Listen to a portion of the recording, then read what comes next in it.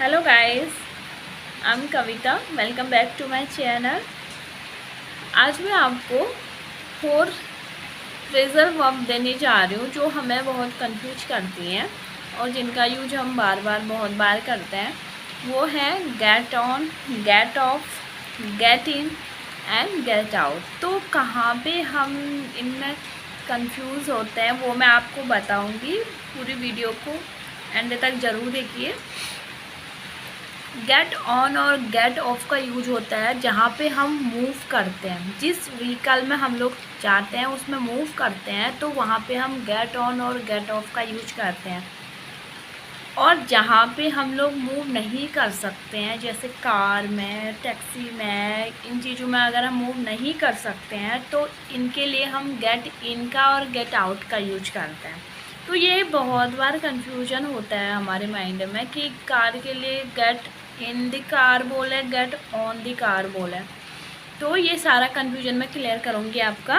तो और ये बात यहाँ पे देखने वाली है और ध्यान में रखने वाली है कि बाइक के लिए किस चीज़ का यूज होता है, बाइक में बैठने के लिए और स्कूटी में बैठने के लिए। तो ये सब भी मैं बताऊँगी। चलिए स्टार्ट करते हैं एग्जाम्पल के साथ। तो मैंने आपको जैसे बता दिया कि गेट ऑन और गेट ऑफ का यूज हम जिसमें हम मूव कर सकते हैं उनके लिए यूज कर सकते हैं। जैसे बस में चढ़ो, गेट ऑन दी बस, नॉट इन। गेट ऑन दी बस, बस से उतरो। गेट आउट दी बस नहीं होगा, गेट ऑफ दी बस, गेट ऑफ दी बस। हवाई जहाज में चढ़ो, get on the plane, get on the plane. And हवाई जहाज से उतरो तो get off the plane. Train में चढ़ो, रेल में चढ़ो, गेट ऑन द ट्रेन।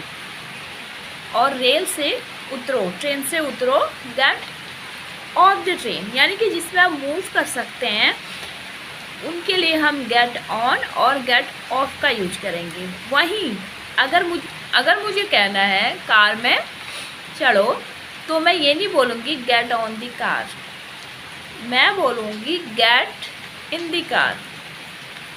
और अगर मुझे कहना है कार से उतरो, कार में से उतरो, तो मैं ये नहीं कहूँगी गेट ऑफ दी कार, मैं कहूँगी get out of the car, get out of the car, car में से उतर जाओ।